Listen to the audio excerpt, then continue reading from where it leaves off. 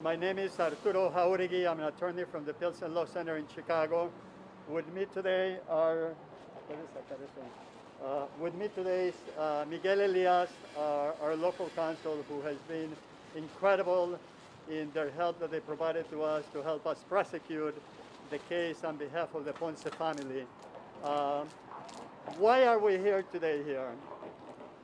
The Ponce family asked us to be here today because now that they have finally recovered the body of Jose Ponce yesterday around 2 o'clock in the afternoon, that closes another chapter in their lives.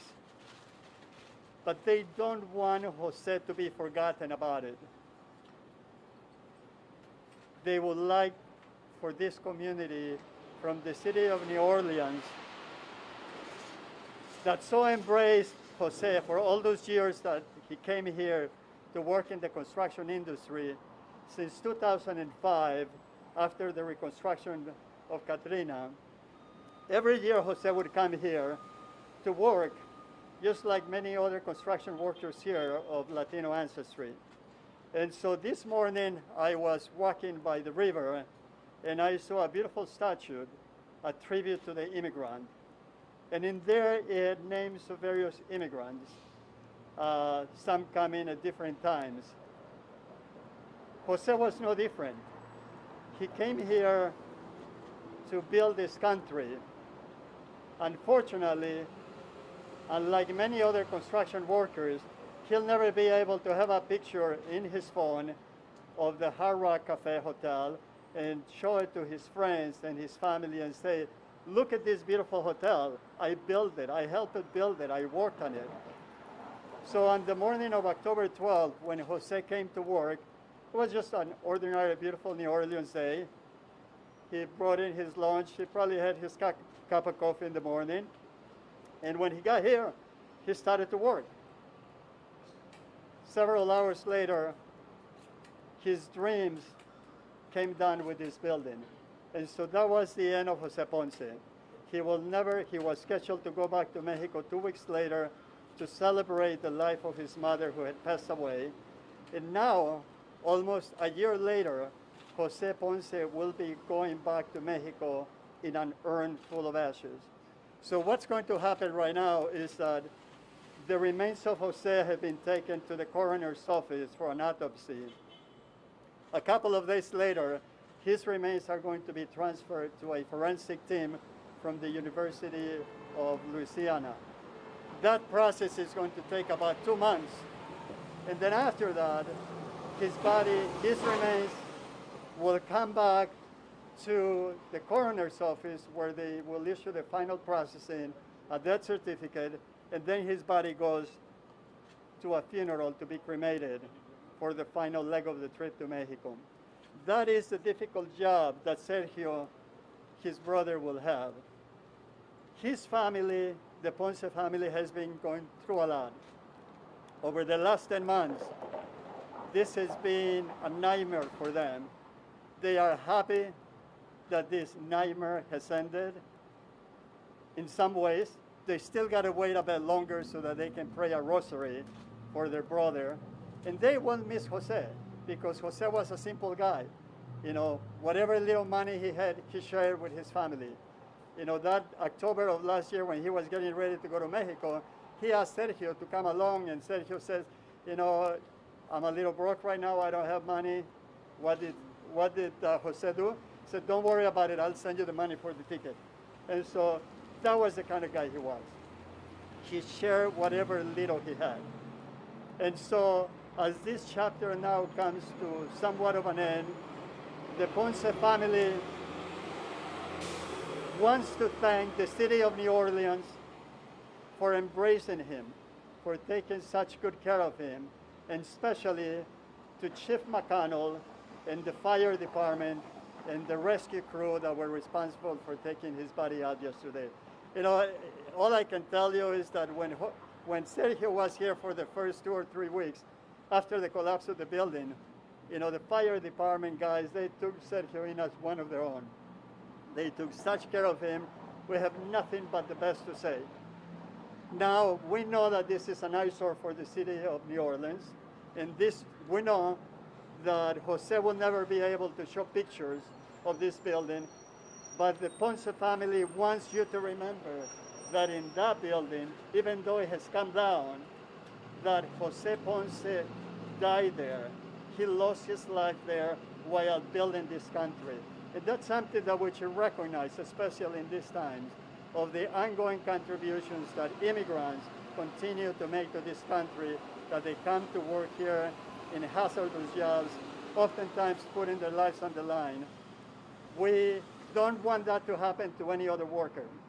We know that there was some shoddy construction, poor engineering practices. Everybody knows, and if we were here in front of a jury, I would ask the jury, do you think that a brand new building should fall down? And they will tell you no. So why did this building fall down? It fell down because of shoddy construction, because several of the companies that were responsible for constructing this building, they did not do their job. And because of that, 3 lives of workers have been lost, and many others that were injured, and many businesses that have lost their livelihood because they had to shut down. So this we want not to happen again. No family should see their loved one come to work early in the morning and come back in a body bag, or worse, in an urn full of ashes. So I'm going to stop here and allow our local counsel, Mr. Miguel Elias, to say a couple of words, and we'll have a brief statement in Spanish, and if there are any questions, we'll be happy to answer them. Thank you. Well, my name is Miguel Elias, as Arturo said, and we're very happy to be working this case with Arturo. They're a great law firm, a lot of resources, a lot of energy that they put into putting this case together. We have come along to help, but this whole chapter in the history of New Orleans hopefully will pass. It will be remembered, but we don't want Jose and the other ones who died to be forgotten. What we want to do is to make sure that this doesn't happen again. Jose is definitely part of New Orleans history. Why? Historically, city just turned 300 years. If we look at our history, Mexicans were living here. They went back to Mexico after, right before the Civil War. They came back after Katrina. They rebuilt the city. They have given so much to us that I was not surprised that unfortunately one of the persons who's deceased is from Mexico. But we want to let the New Orleans know that that we're here. We're an integral part of the city, of the fabric of the city, and that we hope that at the end of the day, this never happens again to anybody. All right. If there are any questions, we'll be happy to answer them. What would Sergio like to see built here? What would you like to see built here? ¿Qué te gustaría que construyeran ahí, Sergio?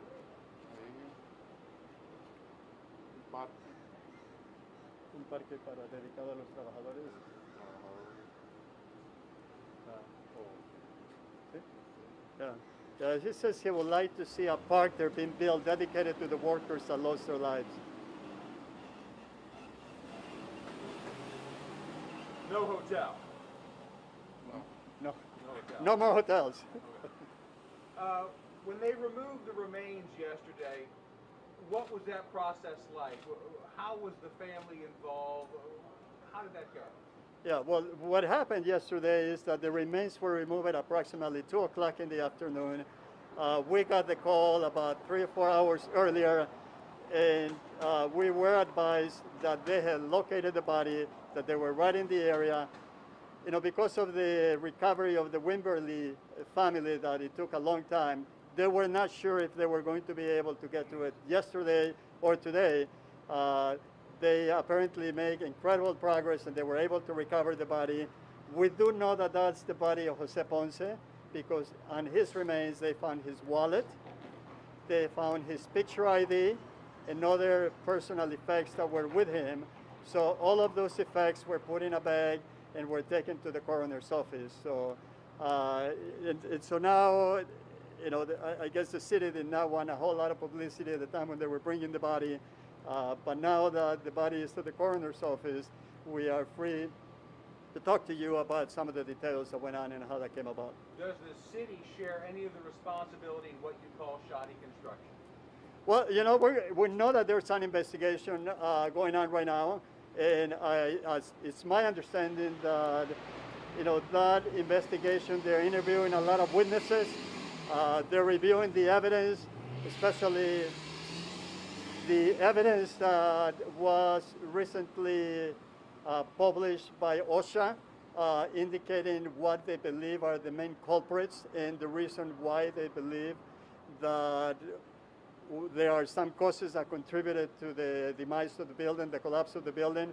So we are going to let that process work its own way through the legal system, and I'm sure that once they concluded their report, they will determine whether or not there were some administrative bodies that should have been looking at the construction of the building, overseeing the construction, just the same way that the general contractor, you know, when those workers published the video indicating that the temporary shorings, you know, were bending as I show that the floor was caving in and nobody did anything. That's 3 or 4 days before the collapse of the building.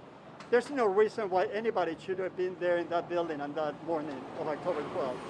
So there's a lot of blame to go around right now, but the important thing here is that if these corporations, if these construction companies have any decency in them, what they need to do is, they know that what they did here was wrong.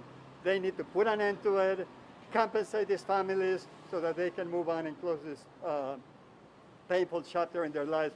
And also for the city of New Orleans, so that that's not a constant reminder of a failed construction building with plenty of questionable practices. It's always tough to lose a family member. What is it like to lose a family member and have to sit and wait for 10 months to get the remains? Dice que es muy difícil siempre perder a un miembro de la familia.